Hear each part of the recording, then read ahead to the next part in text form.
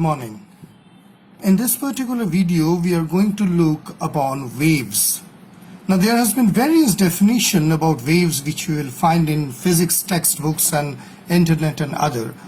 There are different type of definition, but what I found to be the most interesting is that a wave is a kind of a disturbance, right?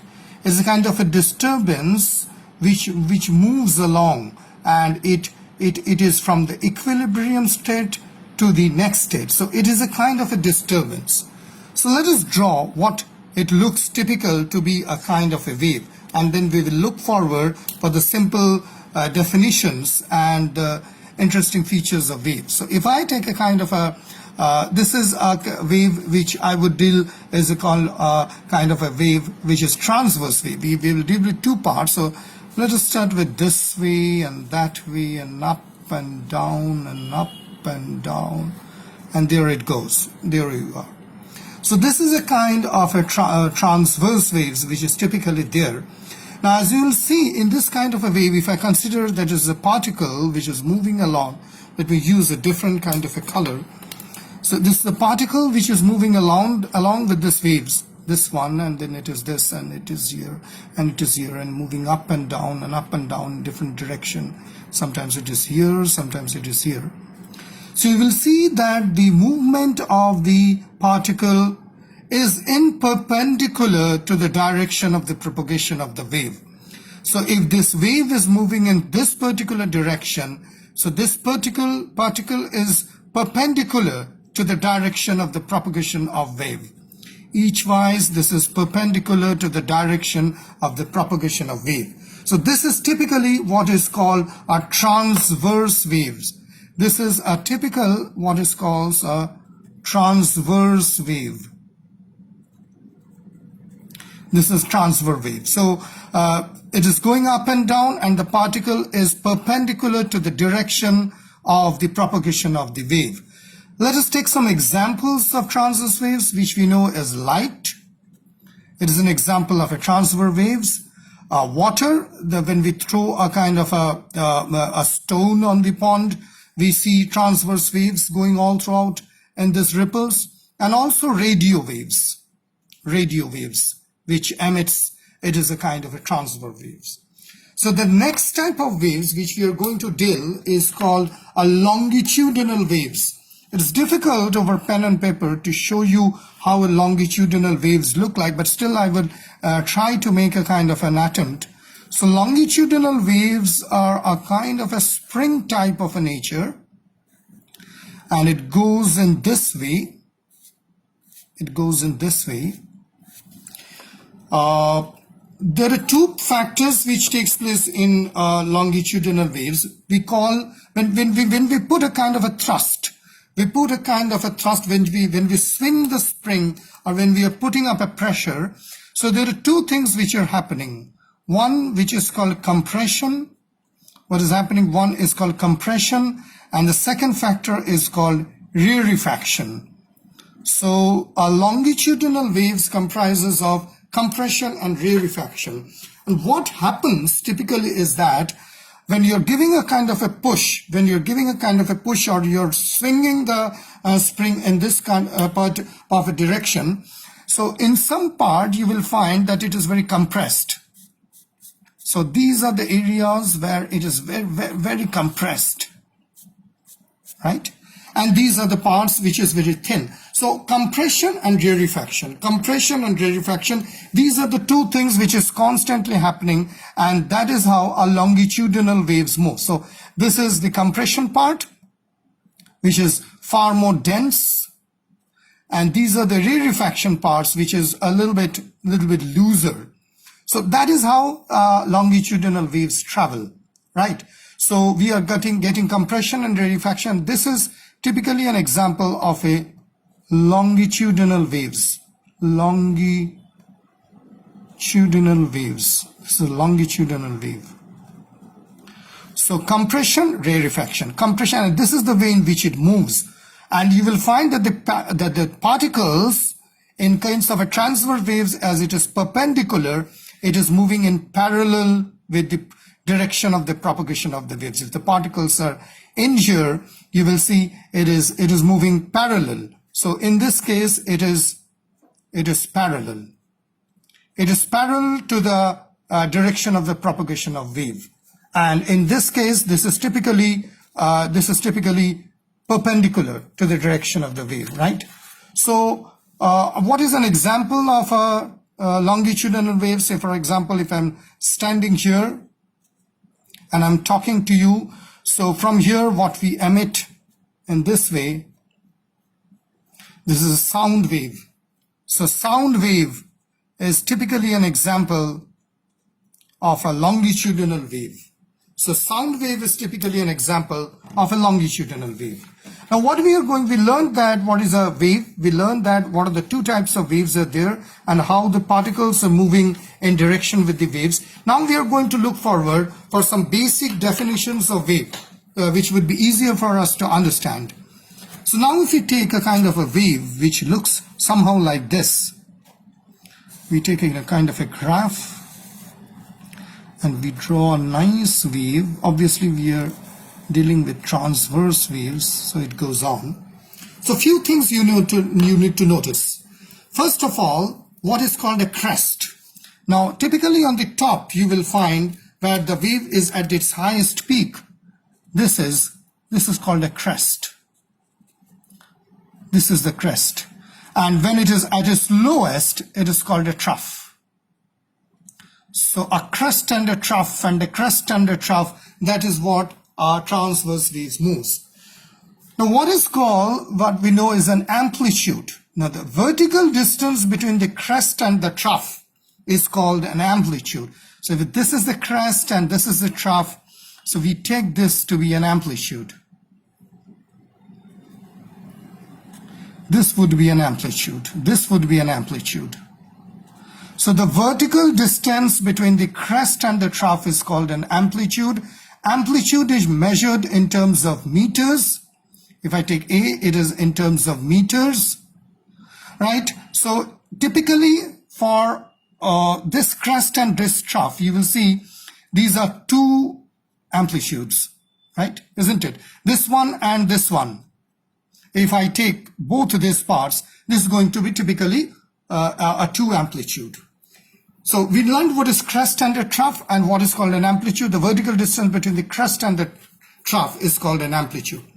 We are also going to learn what is called a wavelength. And the typical definition which states is that the distance between a point on one wave and the same point on the next wave is called a wavelength. So if I plot a point over here and if I point, this would be one point and this would be another point, these 2 points, this is typically called a wavelength and it is denoted by the Greek letter lambda.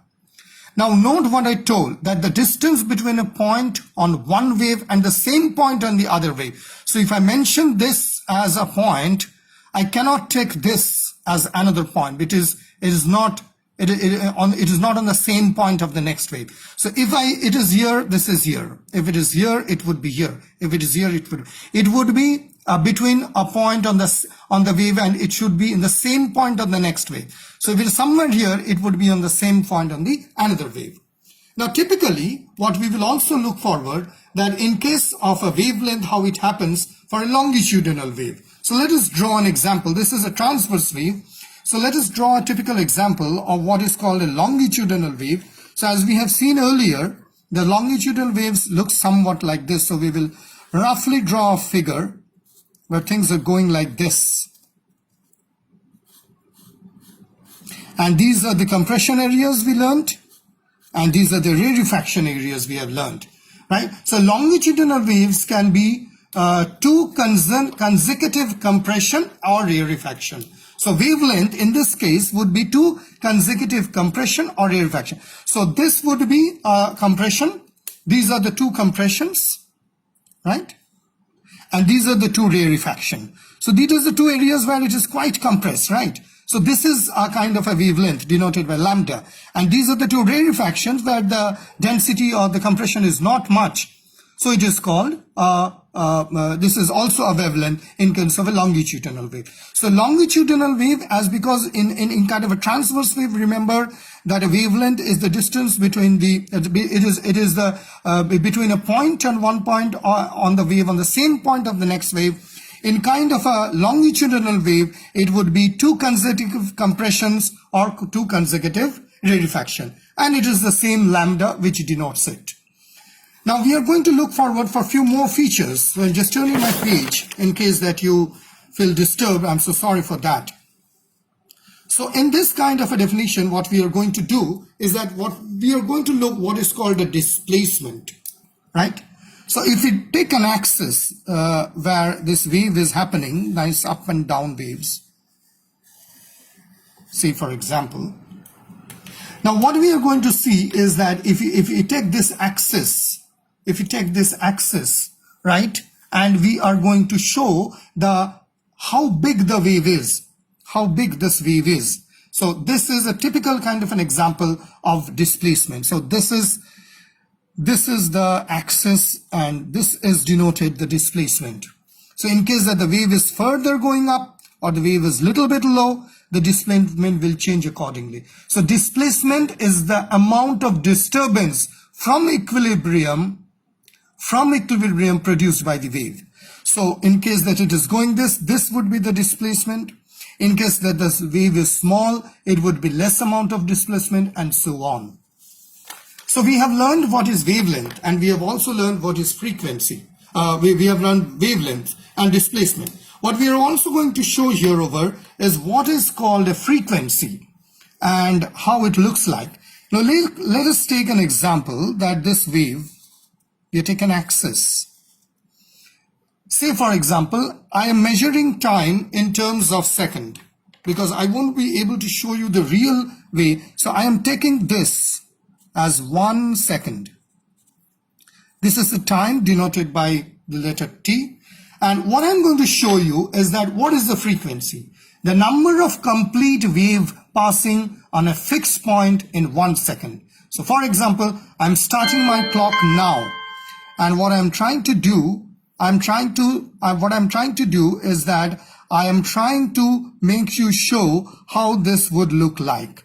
So for example, I start my time now and up I go and down I go and up I go and down I go and up I go and down I go. Right?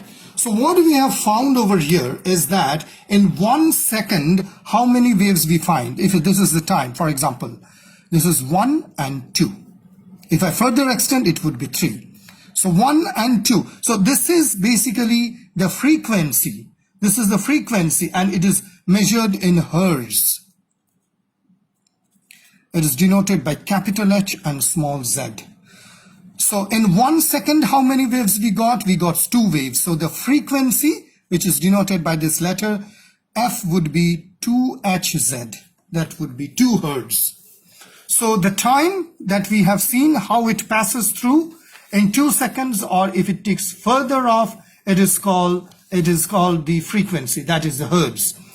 Now we can also find out what is called is how long is the time between the crests, which is called the period. It is called the period, and period is typically given by this letter T, which is 1 by the frequency. So how long is the time between the crests? It is called T, that is the period. This is the period.